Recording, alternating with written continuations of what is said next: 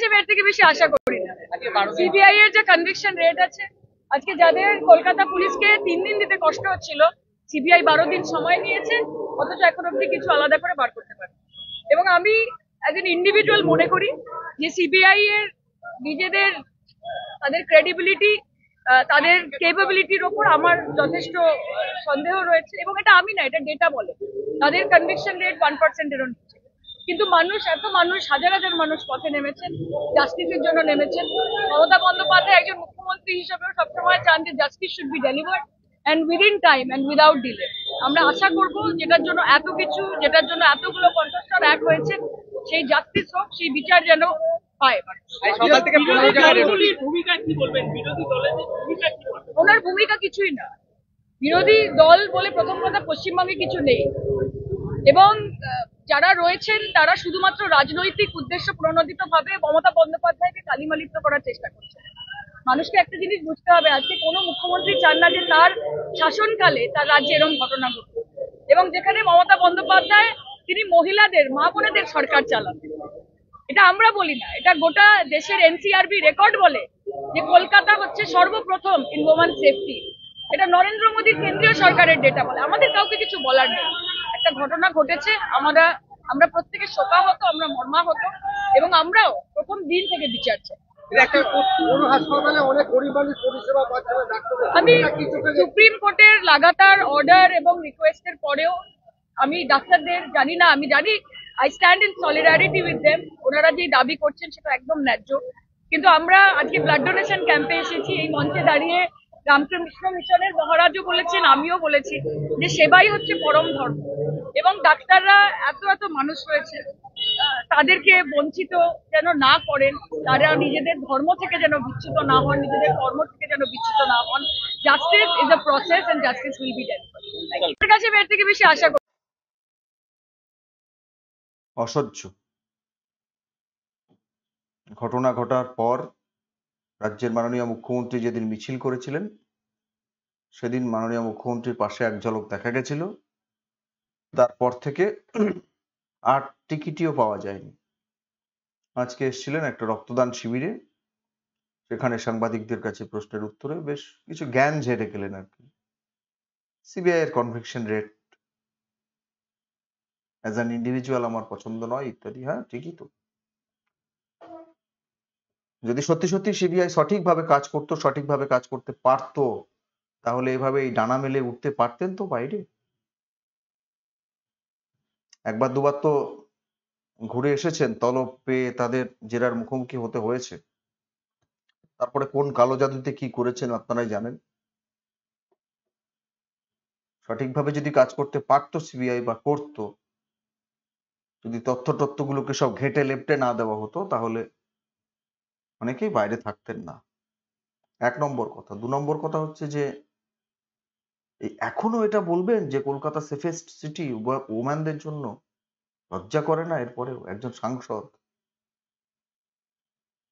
মানুষের ভোটেই জিতে গেছেন, এরপরে বলবেন যে কলকাতা সেফেস্ট সিটি?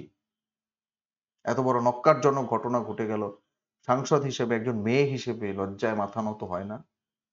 আর কোনো মুখ্যমন্ত্রী চান না তার রাজত্বকালে, তার সময়কালে এরকম দুর্ভাগ্যজনক ঘটনা ঘটুক। হ্যাঁ, কেউ চান না, ঘটে যেতে পারে।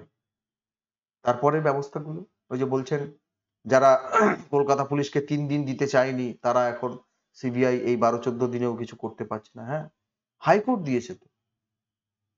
এবং মুখ্যমন্ত্রী নিজে বলেছিলেন যে আমার সিবিআই হয়ে গেলেও কোনো আপত্তি নেই, সিবিআই কে তুলে দিতেও আমার কোনো সমস্যা নেই, রবিবার পর্যন্ত সময়, তারপরে না হলে সিবিআই কে দিয়ে দিন। তিনি নিজে দিতে চেয়েছিলেন,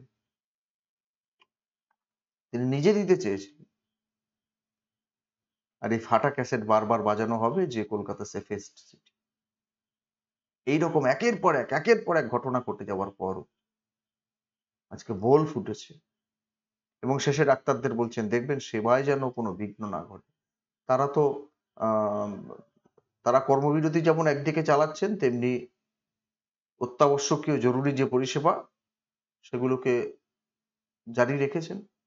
আন্দোলন তো করতেই হবে, সরকার যখন কোনো কথা শুনবে না, সরকারের কানে যখন সঠিক সময় জল যাবে না, তখন তো আন্দোলন করতে হবে। আন্দোলন করবেন, এর আগেও আন্দোলন হয়েছে।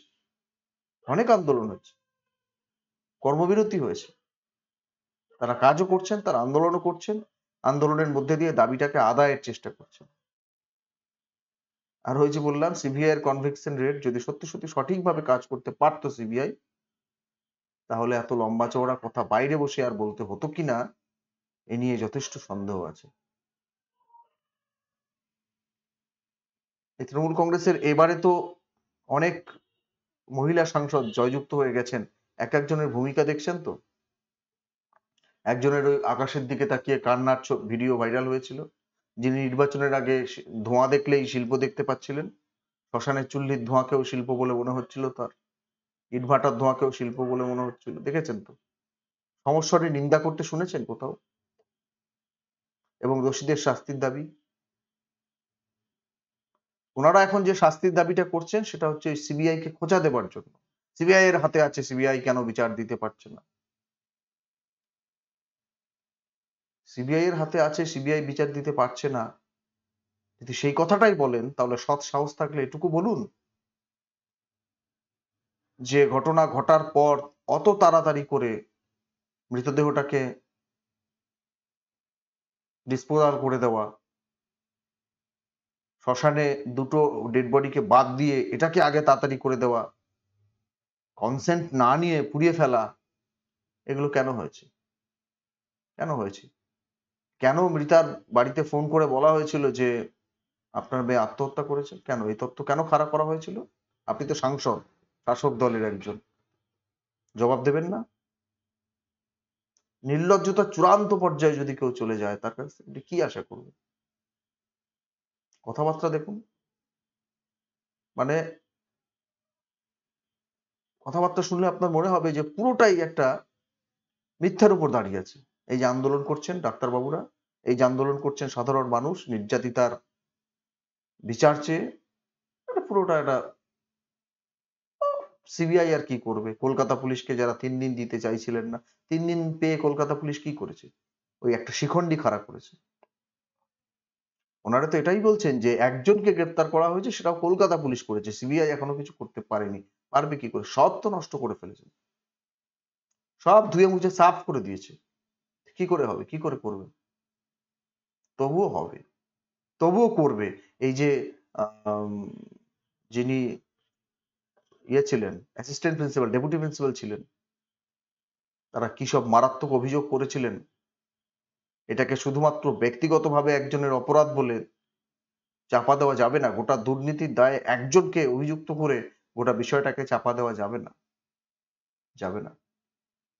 মুখে টপর টাপর কথা যতই বলুন না কেন, আপনারাও জানেন যে কি সাংঘাতিক দুর্নীতি, কি সাংঘাতিক ঘুঘুর বাসা ওই আরজি কর কেন রাজ্যের সমস্ত মেডিকেল কলেজের ভেতরে। শিক্ষা গেছে, খাদ্য গেছে, স্বাস্থ্যের এইরকম অবস্থা, কঙ্কালসার, স্বাস্থ্যকেও যেতে হবে ইমিডিয়েট, বোঝাই যাচ্ছে। রাজ্যটার কি থাকলো আর? কি রাখলেন? আপনারা গর্ব করে বলেন না যে পঞ্চায়েতে 50% রিজার্ভেশন করে দিয়েছেন মমতা বন্দ্যোপাধ্যায়, এত এত মহিলা এমপি কে জয়যুক্ত করিয়ে এনেছেন, আর আপনারা বলছেন আমরা মা বোনেদের সরকার চালাই। লক্ষ্মীর ভান্ডার দিলেই মা বোনেদের সরকার চলে যায়? একদিকে লক্ষ্মীর ভান্ডার দেবেন আর একদিকে এরকম অত্যাচার করে মারবেন? একের পর এক মুখ্যমন্ত্রী প্রথম থেকেই বলছেন বিচার চান, বিচার চান, তাড়াতাড়ি বিচার ডেলিভার করতে চান, বললেন না সায়নী ঘোষ? তাড়াতাড়ি বিচার দিতে চান।